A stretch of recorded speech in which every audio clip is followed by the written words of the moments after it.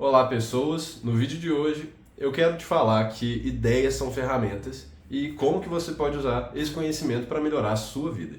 Ok, mas como assim ideias são ferramentas? Muitas vezes a gente esquece que uma ideia é só uma ideia. Às vezes a gente fica tão preso em algum pensamento, em alguma crença, que a gente confunde o que está dentro da nossa cabeça com o que está fora dela. É como se os nossos pensamentos e a realidade fossem a mesma coisa. E existe um grande problema com isso, porque nós não somos os seres mais inteligentes do universo. Apesar de nós sermos os animais mais inteligentes, isso não significa que a gente consiga representar a realidade de forma 100% perfeita dentro da nossa cabeça. E o que isso quer dizer? Isso quer dizer que a gente nunca vai conseguir representar a realidade 100% do jeito que ela é. Ok, mas então o que a gente consegue fazer? Bom, você pode pegar uma via mais pragmatista. Por quê?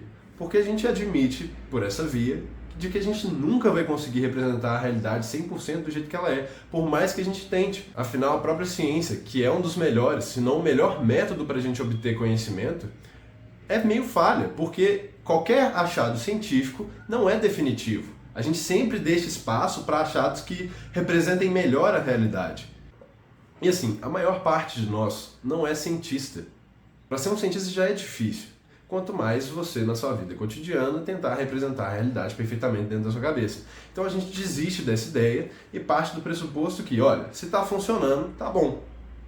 E isso permite que a gente tenha um pouco mais de flexibilidade. Em vez da gente colocar uma coisa dentro da nossa cabeça e funcionar assim para sempre, e nada diferente da ideologia que eu coloquei na minha cabeça pode ser verdadeiro, porque eu já descobri a resposta para tudo, que é uma coisa muito comum, né? A gente adora descobrir a resposta para tudo, todo mundo sabe a verdade absoluta das coisas. Nós vivemos em um mundo cheio de tudólogos. E, na verdade, a real é que ninguém sabe de porra nenhuma. A gente não sabe das coisas direito. A gente só é meio covarde para admitir isso de verdade. Por isso a gente fica se escondendo atrás de ideologias, porque a gente não dá conta de admitir a nossa própria ignorância. E, aliás, talvez Sócrates era um cara que descobriu a sua própria inteligência descobrindo tanto que ele era ignorante e vendo como que as pessoas ao redor dele não admitiam a própria ignorância. Então, muitas vezes a gente confunde pensamento com realidade e a gente esquece que o pensamento serve para nos ajudar a navegar na realidade e não para representar ela perfeitamente. E não é só a filosofia que fala isso. Hoje, o modelo de terapia que mais tem evidências é baseado justamente nessa ideia. Qual que é essa ideia? Isso chama modelo cognitivo, ou seja, a gente tem os nossos pensamentos, os sentimentos, nossas ações, e o que acontece? Quando a gente tem um pensamento, esse pensamento influencia os nossos sentimentos e as nossas ações. Da mesma forma que os nossos sentimentos influenciam os pensamentos e as ações, e da mesma forma que as ações influenciam os pensamentos e sentimentos. E então isso quer dizer que a maneira como a gente pensa influencia como a gente sente e como a gente age. Então, independente do que a gente está pensando e se isso corresponde com a realidade ou não, esse pensamento influencia as nossas ações e os nossos sentimentos. Então, sabe aquela ideia meio autoajuda, meio coach, de cocriação, que os nossos pensamentos criam a realidade? Bom, de certa forma isso é verdadeiro. Apesar de não ser igualzinho o pessoal da autoajuda costuma dizer, isso é uma coisa verdadeira em alguma medida. Tanto que a principal escola de psicoterapia hoje é baseada nisso. Olha, eu entendo que isso pode estar um pouco abstrato, mas eu vou te dar um exemplo para tudo ficar mais claro. Vamos dizer que você viu alguns anúncios de influenciadores do marketing digital. Você viu aquele estilo de vida maravilhoso, aqueles carros magníficos, aquela ideia paradisíaca de trabalhar de casa e ficar absolutamente rico. Então você começa a seguir esse influenciador e consumir o seu conteúdo e você fica bem interessado naquilo que ele está te dizendo, porque esse estilo de vida é extremamente desejável, ele toca no fundo da sua alma e você fica completamente fissurado por isso. E aí o tempo vai passando e você colocou na sua cabeça que você também quer trabalhar com marketing digital, você quer ter esse estilo de vida, você quer ficar rico, você quer trabalhar de onde você quiser, você quer viajar à vontade, você quer ter os melhores carros, ou seja lá o que você queira ter, você quer ter alguma coisa. Então, no fundo, mesmo que você não tenha tanta afinidade assim com o marketing digital, você gosta daquilo que ele pode te oferecer. E vamos dizer também que você não é formado em marketing. Na verdade, a sua área de formação é financeira e é uma coisa que você gosta bastante de fazer. Mas tudo bem, você colocou na sua cabeça que é o marketing digital que vai te levar para onde você quer, que vai te dar aquilo que você mais precisa. E aí você começa a ficar um tanto obcecado com isso. Uma vez que você colocou isso na sua cabeça, você começa a enxergar o mundo de uma forma diferente. O mundo começa a ser pintado pelas cores do marketing digital. Você começa a ver campanhas e tráfego pago pelos lugares. Você começa a pensar em anúncios, você começa a perceber eles de uma forma diferente. E a depender do quanto que você se envolve nisso, você começa a se fechar em um mundinho, onde tudo é marketing digital. E todas as outras cores do mundo, vamos dizer assim, já não estão mais na sua cabeça. É como se os seus olhos não enxergassem mais todas as cores. Eles enxergassem apenas uma frequência específica.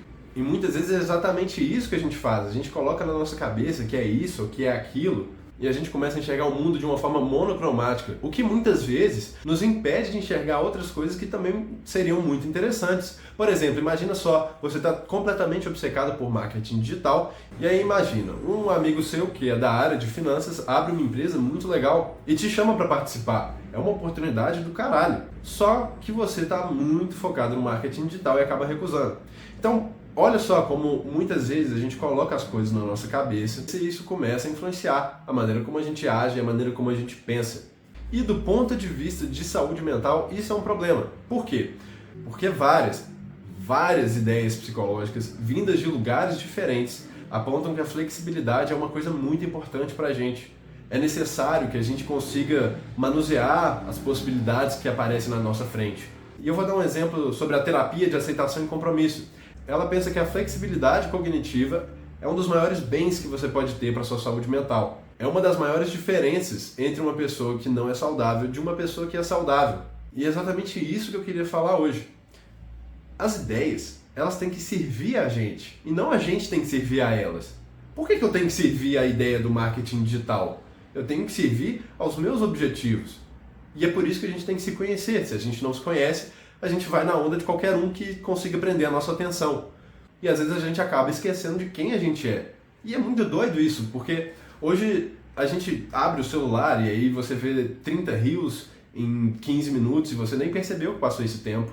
E você vê um tanto de ideias diferentes que não alteram as decisões que você vai tomar aquele dia, você não muda de planos com base na informação que você teve, o que pode significar que não é uma coisa tão relevante assim na sua vida, mas você continua vendo porque você está vendo, entende? Não é uma coisa que você pensa muito sobre isso. É legal ver o riozinho e tal, e beleza, não tem nada de errado com os rios. O problema é a falta de intencionalidade nas nossas ações. Porque muitas vezes a gente simplesmente vai seguindo o fluxo, vai fazendo as coisas conforme dá na telha. E isso pode acabar influenciando negativamente a nossa capacidade de viver a vida que a gente quer viver, no fundo.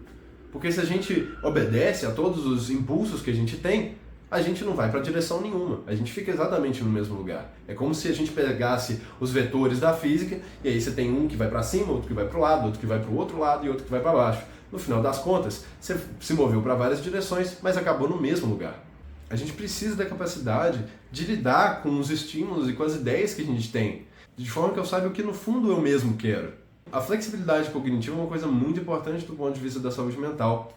Ela é necessária para que a gente consiga não ficar presos a coisas que a gente coloca na nossa cabeça. Porque a gente sabe que vários caminhos podem levar para aquilo que a gente realmente quer. E a gente também lá sabe exatamente aquilo que a gente quer, mesmo que você seja uma pessoa que tenha autoconhecimento, você não sabe lá tanta coisa sobre você. De novo, a gente não sabe de muita coisa sobre nada. Razão pela qual talvez a gente tenha antropologia, sociologia, psicologia e várias outras logias que tentam entender o funcionamento do ser humano. É meio difícil de entender a gente. Então, a gente às vezes meio que descobre no meio do caminho aquilo que a gente realmente quer. Só que se a gente fica preso enxergando as coisas só com um tipo de cor, só com um tipo de viés, a gente se fecha a várias outras possibilidades que a vida tem pra gente. Então, voltando àquela ideia, as ideias e as coisas que a gente faz tem que servir a gente e não a gente servir a essas coisas. Tem uma ideia do Nietzsche que é linda, ela é maravilhosa. É uma ideia que se chama afirmação da vida. Tudo que a gente faz tem que afirmar a gente. A gente não faz as coisas meramente porque a gente tem que fazer isso ou tem que fazer aquilo porque a gente colocou isso na nossa cabeça. A gente tem que fazer as coisas na medida em que elas nos servem. E é claro, a gente tem obrigações e compromissos sociais, mas esse não é o ponto. Eu estou falando das coisas que a gente faz voluntariamente. Porque muitas vezes a gente voluntariamente se enfia no meio de um buraco onde só é possível enxergar as coisas de uma forma. E a gente até perde o contato com as outras pessoas porque a gente está no meio do nosso buraquinho, a gente só fala a língua que a gente está falando naquele momento. Muitas vezes as outras pessoas não estão na mesma vibe que a gente. Então essa ideia de afirmação da vida é muito boa, porque ela permite que a gente tenha a flexibilidade necessária para ter critério com as ideias e as crenças que a gente tem. Então, assim, não tem nada de errado, por exemplo, com você gostar de marketing digital ou achar interessante a proposta, porque realmente é muito interessante, né? E o único problema é você só enxergar as coisas assim e se fechar para qualquer outra possibilidade. Porque a gente não sabe da vida de antemão, sabe? A gente não tem ela num... Não é como se a gente tivesse um contrato, incluindo cada pauta sobre aquilo que a gente vai viver, e a gente assina embaixo e pronto, tá tudo decidido. A gente muitas vezes tem que mudar de caminho, às vezes a gente está pensando uma coisa sobre a gente que não tem nada a ver. Por exemplo, se você já tem mais de 20, 25 anos, você já deve ter percebido que a gente muda muito a nossa visão ao longo do tempo. E as coisas que às vezes a gente valorizava há 2 anos atrás, já não tem nada a ver com aquilo que a gente valoriza agora. Então é importante que a gente não fique fechadinho em mundinhos pequenininhos, só enxergando as coisas com uma corzinha, entende? E aí tem uma metáfora que eu gosto de pensar sobre isso, que é como se a gente fosse um computador. Por exemplo, o computador está lá funcionando e tal, só que tem uma peça que começa a funcionar de uma maneira defeituosa. E aí a gente substitui a peça do computador quando isso está acontecendo. Mas quando diz respeito dos nossos próprios pensamentos e das coisas que a gente está fazendo, a gente é muito mais orgulhoso e falta humildade na gente também. Porque quando a gente está num caminho ruim, a última coisa que a gente quer admitir é que a gente entrou nele voluntariamente. Então a gente fica mentindo, falando que mas é porque vai dar certo, é porque é culpa de outra pessoa, seja lá o que for. A gente não gosta de admitir as nossas próprias falhas, né? Mas assim, às vezes a gente tá meio ruinzinho da cabeça, a gente às vezes adota umas ideias meio mais ou menos, ou então a gente erra, né? Pô, aquilo que eu achei que era muito massa não é tudo aquilo que eu esperava e eu preciso estar disposto a me abrir para novas possibilidades de pensar, de sentir, de fazer as coisas. E assim, é claro, é óbvio que você não pode substituir seus pensamentos artificialmente, tipo, agora eu vou pensar dessa maneira, e agora vai ser dessa forma aqui que eu vou pensar, porque pensando dessa maneira eu vou conseguir agir de tal forma. Também não é assim, isso não é muito autêntico e tão pouco funcional, porque eu duvido que alguém conseguiria fazer isso por mais de 3 semanas. É a mesma história da promessa de ano novo que ninguém cumpre direito. A gente tem que fazer uma coisa de uma forma mais autêntica, né? Não é como se a gente estivesse num laboratório de química brincando com substâncias. Não, a gente está falando da gente, né? Dos nossos pensamentos, dos nossos valores, das nossas crenças. Então, é importante a gente estar aberto a experimentar para a gente ver o que é nosso, o que não é nosso, o que afirma a nossa vida e o que não afirma a nossa vida. Bom, eu queria saber se você já pensou alguma coisa parecida. Deixa o like aí embaixo se você gostou do vídeo. Se inscreve no canal, divulga para aquela pessoa que você acha que vai gostar. E é isso, muito obrigado e até o próximo vídeo.